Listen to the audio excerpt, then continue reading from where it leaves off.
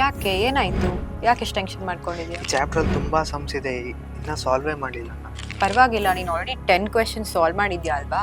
ಬರೀ 10 question solve ಮಾಡಿದ್ದೀನಿ, ಇನ್ನ ಈ ಚಾಪ್ಟರ್ ಅಲ್ಲಿ ಇನ್ನ ಎಷ್ಟು ಕ್ವೆಶನ್ಸ್ ಇದೆ ನೋಡು. ಇಲ್ಲ ಇಟ್ಸ್ ಓಕೆ. ಬಟ್ 10 ಕ್ವೆಶನ್ ಮಾಡಿದ್ಯಾ ಅಲ್ಲ, ಇದೇ ರೀತಿ ನಾಳೆ ಕೂಡ ಮತ್ತೆ ಸಾಲ್ವ್ ಮಾಡು. ಯಾಕೆ ಇಷ್ಟು ಟೆನ್ಷನ್ ಮಾಡ್ಕೊತಾ ಇದೀಯಾ?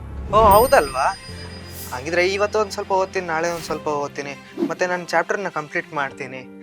So you are right Bhavana. So ನೋಡಿದ್ರಲ್ವಾ ಮಕ್ಳ, ನಮ್ಮ ಈ 2 ಸ್ಟೂಡೆಂಟ್ಸ್ ಇಂದ ನೀವೇನ್ ಕಲಿತ್ರಿ? ನಮ್ಮ ಮುಂದೆ ಇರುವಂತಹ ಜರ್ನಿ ಎಷ್ಟು ದೊಡ್ಡದಿದೆ ಅಂತ ಯೋಚನೆ ಮಾಡಿ ಪ್ಯಾನಿಕ್ ಆಗೋ ಬದಲು ನಮ್ಮ ಎದುರುಗಡೆ ಇರುವಂತಹ ಒಂದು ಸಿಂಗಲ್ ಸ್ಟೆಪ್ ಏನಿದೆ ಅದ್ರ ಮೇಲೆ ಫೋಕಸ್ ಮಾಡಬೇಕು. ಆಗ ಈ ಸ್ಟೆಪ್ ಮೇಲೆ ಫೋಕಸ್ ಮಾಡಿ ಹಾರ್ಡ್ ವರ್ಕ್ ಇಂದ ನಾವು ಆ ಸ್ಟೆಪ್ ಇಟ್ಟಾಗ ಅದಕ್ಕೆ ತಗೊಂಡಿರುವಂತಹ ಶ್ರಮನ ರೆಕಗ್ನೈಸ್ ಮಾಡಿ ನೀವು ಸೆಲೆಬ್ರೇಟ್ ಮಾಡಬೇಕು. ಸೊ ನಿಮ್ಮ ಎಜುಕೇಷನ್ ಜರ್ನಿಯಲ್ಲಿ ನೀವು ಹೇಗೆ ಪ್ರತಿಯೊಂದು ಹೆಜ್ಜೆನ ರೆಕಗ್ನೈಸ್ ಮಾಡಿ ಸೆಲೆಬ್ರೇಟ್ ಮಾಡ್ತಿರೋ, ಅದೇ ರೀತಿ ಪರೀಕ್ಷೆ ಕೂಡ ನಿಮ್ಮ ಬೆನ್ನೆಲುಬಾಗಿ ನಿಂತ್ಕೊಂಡು ನಿಮ್ಮ ಪ್ರತಿಯೊಂದು ಚಿಕ್ಕ ಚಿಕ್ಕ ಗೆಲುವುಗಳನ್ನ ಸೆಲೆಬ್ರೇಟ್ ಮಾಡುತ್ತೆ. ಸೊ ಏನಕ್ಕೆ ವೇಟ್ ಮಾಡ್ತಿದ್ದೀರಾ? ಇದೇ ರೀತಿ ನಿಮ್ಮ ಎಜುಕೇಷನ್ ಜರ್ನಿನ ಪರೀಕ್ಷೆ ಒಟ್ಟಿಗೆ ಮುಂದುವರಿಸಿ.